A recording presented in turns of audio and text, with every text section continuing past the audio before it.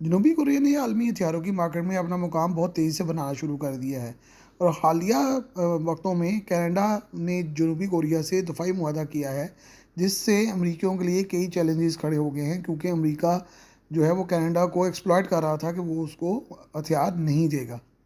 کیونکہ جنوبی کوریا کے ہتھیار بہت کامیاب، جدید اور مناسب قیمت کے ہیں، اس لیے اس کو عالمی سطح پر بہت تیزی سے جو ہے وہ پذیرائی مل رہی ہے۔ حال ہی میں جنوبی کوریا نے اپنے K2 بلیک پینتھر ٹینکوں کی فراہمی پولینڈ کو شروع کر دی ہے۔ اس کے علاوہ ترکی بھی ان ٹینکوں کو خریدنے کے لیے معاہدہ کر چکا ہے۔ یہ بھی ایک حیرت انگیز حقیقت ہے کہ کہا جا رہا ہے کہ یہ چند خفیہ معاہدے بھی ہوئے ہیں، جن میں سب سے زیادہ جو معاہدہ ہے وہ سعودی عربیہ سے ہے، جس میں کوریا نے ان کو کافی زیادہ جو ہے تعداد میں ٹینک فراہم کیے گئے ہیں، جن کی تصدیق نہ سعودی عربیہ کر رہا ہے اور نہ ہی جنوبی کوریا کر رہا ہے، جبکہ عراق، آرمینیا، مصر، پیرو، رومانیہ، سلوواکیہ سبھی ممالک جو ہیں وہ ان ٹینکوں میں دلچسپی لے رہے ہیں۔ اب سوال یہ ہے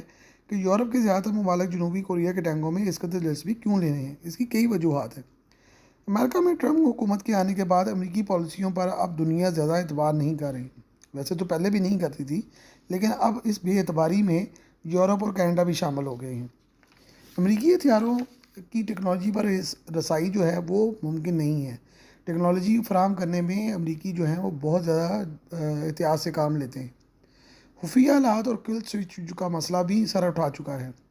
امریکہ اپنی ٹیکنالوجی پر یورپ کو بھی رسائی محدود پیمانے پر دیتا ہے۔ یورپ میں جرمنی لیپرڈ ٹینک بنا رہا ہے جو نیٹو کے سٹینڈرڈ کے مطابق ہے، لیکن وہ بہت مہنگے ہیں۔ اس کے علاوہ ان کا زیادہ تر جو وزن ہے وہ بہت زیادہ ہے، اور یہ ایک بہت بڑا مسئلہ ہے یورپ میں، کیونکہ وہاں پہ جو زمین ہے وہ ساری کی ساری برفانی اور کیچڑ آلود ہوتی ہے، جس وجہ سے ہیوی ٹینک جو ہے اس میں پھنس کر رہ جاتے ہیں۔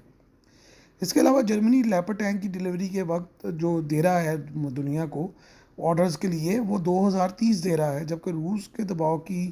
وجہ سے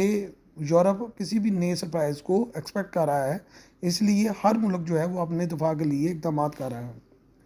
اگر قیمت کی بات کی جائے تو K2 بلیک پینتھر کی قیمت $11 ملین کے لگ بھگ ہے، جبکہ ایک لیپرڈ 2A8 کی قیمت جو ہے وہ $30 ملین ہے، جو کہ ایک پرانے F-16A کے برابر ہے۔ امریکہ کے نئے اور جدید ترین M1A2T ابراہم ٹینکوں کی قیمت فی کس $20 ملین ہے۔ یوں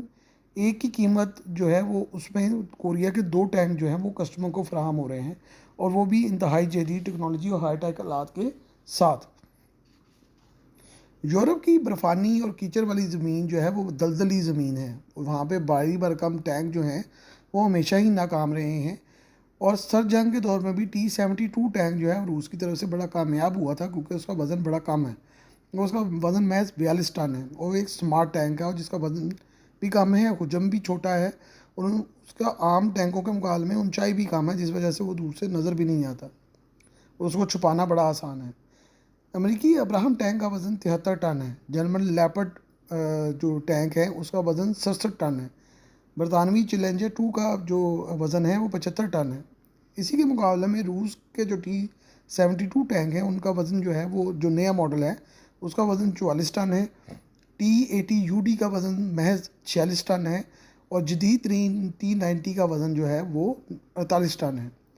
اگر ہم چین کے ٹینکوں کا موازنہ کریں تو چین کا بالکل لیٹسٹ جو ورژن آئی ہے وہ T-96 ٹینک ہے، ان کا وزن محض 44 ٹن ہے۔ جنوبی کوریا کے جو ٹینک ہیں K2 بلیک پینتھر، اس کا وزن 56 ٹن ہے، جو کہ مناسب حد تک بہتر ہے، اس کی جو پاور ٹو ویٹ ریشو ہے وہ بڑی مناسب ہے۔ یہ ٹینک انتہائی جدید ترین حالات سے مزین ہے۔ جنوبی کوریا کے ہتھیاروں کو پذیرائی ملنے کی ایک بڑی وجہ اس کی بروقت ڈیلیوری بھی ہے۔ جنوبی کوریا کی جو صنعت ہے وہ ملکی طور پر بہت زیادہ جو ہے وہ ڈسپلنڈ ہے، اس کے قواعد و ضوابط بڑے سخت ہیں، اور وہ